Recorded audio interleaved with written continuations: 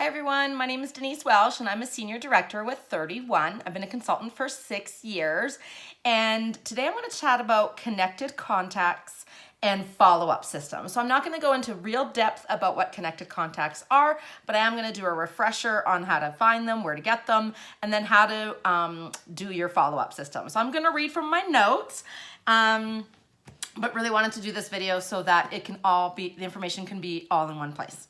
All right, so connected contacts are the key to any follow-up system. So it doesn't matter what your follow-up system is. If you don't have connected contacts, you have nothing to follow up on. You want to aim for 10 connected contacts a week. Now, a reminder that a connected contact is when you reach out to a customer, a hostess, a friend, family member, and you make an offer of either a party or the opportunity, and they respond. The answer actually doesn't matter. It's just that they responded.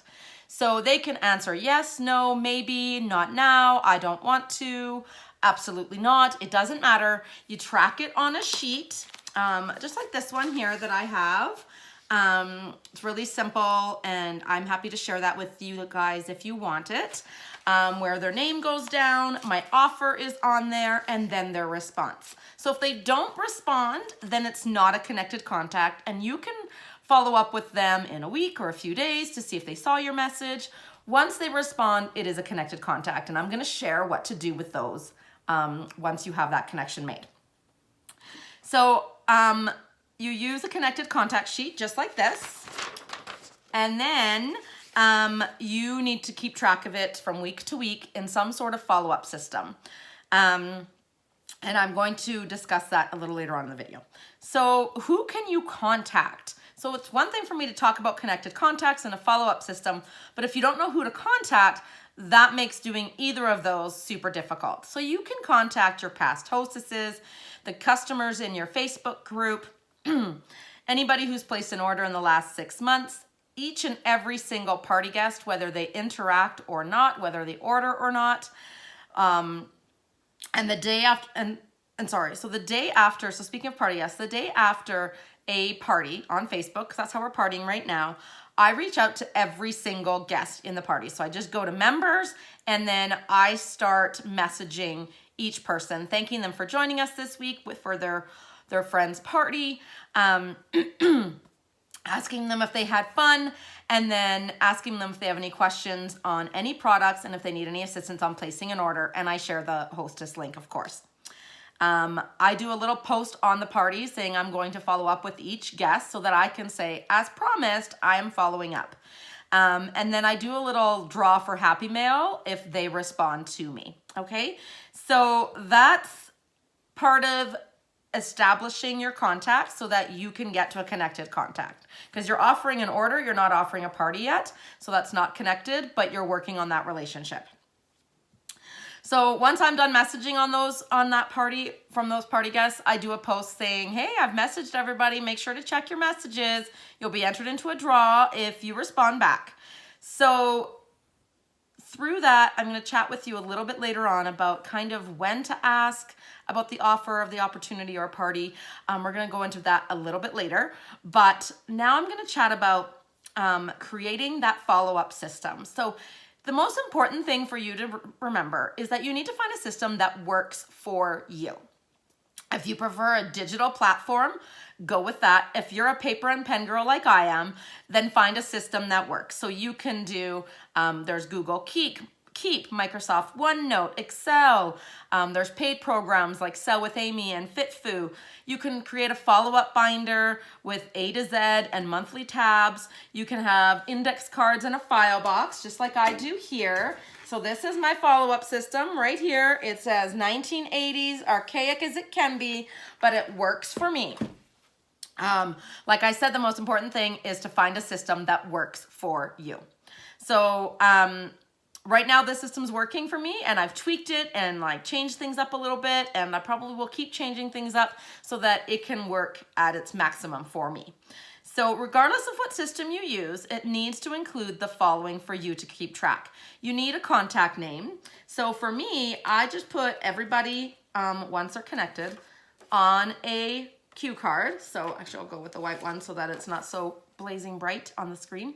With the cue card, I put the customer name, I put how we met, and that's just for me to jog my memory. So when I'm messaging her in 3 months, I can say, you know, how are you doing? How did you like the, well, not 3 months, but whatever. How did you like the products you bought at Jody's party?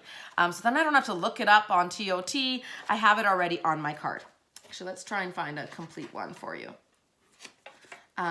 So then you need, so contact name, how you met, the dates of contact. So here's a good one. So you can see that I met Jessica at Lorianne's party, and then I have all the dates of contact and what I offered her. This one actually placed a part or did a party with me. So there's all of that, but I write down join Facebook group, offer, book a party, offer opportunity, so that I know what her response was and I can check in at a later date. So you need, again, contact name, how you met, dates of contacts, the offers you made and their response, follow up future date. Let's say someone says, no, not now, but can you follow up with me in June? So I write that on my little customer card, or you would put that in your follow-up system, your spreadsheet, however you want. I put any prizes the customer has earned or won, and if I sent that out. And of course, party booking details. If you use the dice game, I put that detail on the customer profile. Any personal info they share. Do they have kids? Do they have a dog? Do they work full time? Because that's all about relationship building when you're sending out messages that may or may not be related to the business. And it makes her feel that she is important. And then their favorite products and any product requests go on there as well. So once I message a contact and I get a response, they go in my follow-up system. So once I've made an offer, they go in there. So for example, messaging a party guest, she responds with, I had fun. I offer assistance with her order. I offer her the Facebook group. And each offer I make is written down on the index card with her response. And this way, when I look her up, I already know what I've offered. I know that she's thinking about X, Y, or Z, and I can re-ask that offer. So now timing on when to offer it so that you can put it in your follow-up system. This can be tricky. And honestly, ladies, it's all about your gut. If you're having a really good conversation and this person is excited and she was commenting like crazy on the party and she loves 31 and you and her bantering back and forth, you can probably offer the opportunity or the party at that stage in the game, even though it's before the party even closes of her friend. Or I sometimes will wait until they've received their product. I follow up with them because they're on my card, that they place their order and say, how do you like the products that you ordered on Mary's party? And then if they say they love it and that they are so in love with their products and they want to get more, then I offer the party then. So it's really about timing and gut and just really being in tune with what you're hearing the customer say. So something as simple as, have you ever thought of hosting a 31 party, etc. Once you make that offer, it goes in the follow-up system. Okay, so the most important thing of following up is actually doing it, and then documenting the follow-up in your follow-up system. Otherwise, you're just not gonna remember. I am guilty of offering a party and someone says, check back with me in August, and then in August, I am trying to rack my brain what her first name was, what letter it started with, who it was, and sometimes I don't even remember we had the conversation at all. And so now with your follow-up system, you can put this, let's say she says follow up in August, you put this in your August tab so that you can follow up with her. So, follow-up points in the example of a party guest. I'm going to kind of go through that really quick. I always follow up with guests, every single guest in the party, whether they've interacted or not. If they're part of that group, they are going to get a message from me.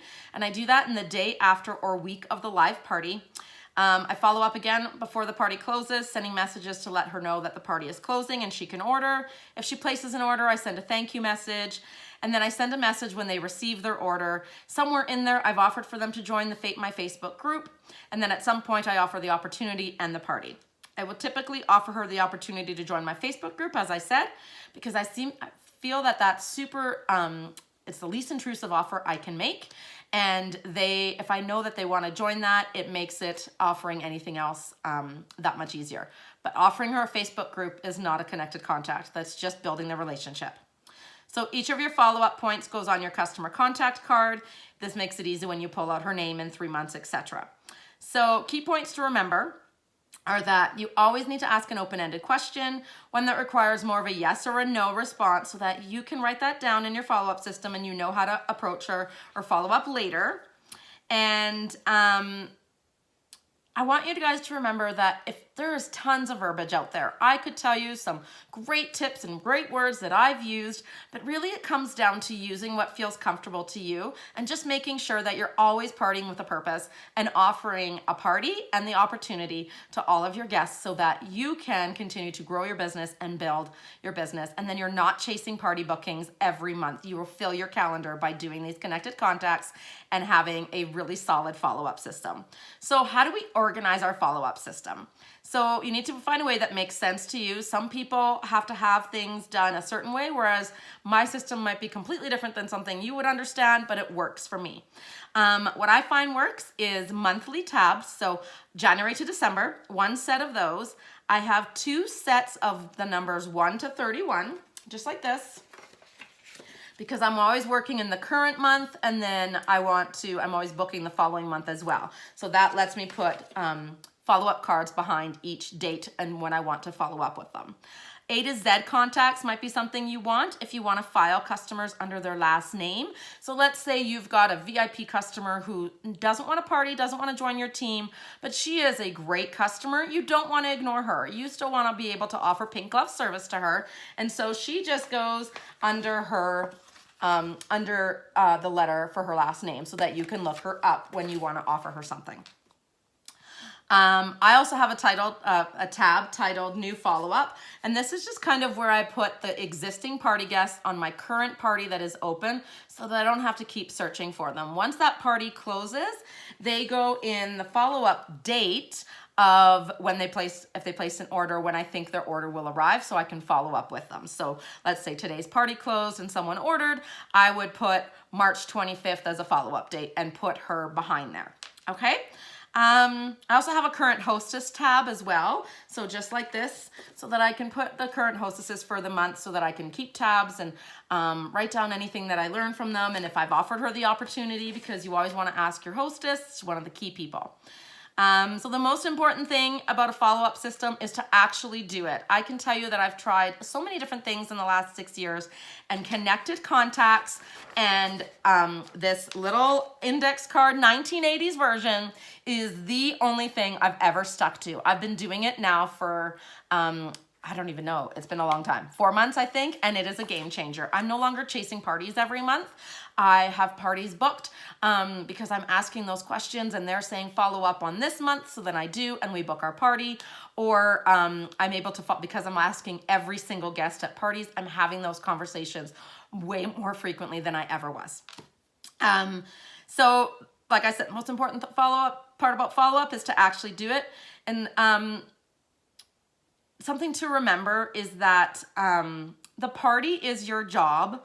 Your follow-up, so doing the party is your job, but your follow-up is the way to success. It is the key to growing your business. So thanks, ladies, for watching. This is a little longer than I was hoping, but hopefully you learned some things. If you have any questions at all, feel free to reach out to me. You can always private message me or email me, however you want to contact me, and I'll be happy to answer and chat more with you about follow-up systems and connected contacts. Thanks, ladies.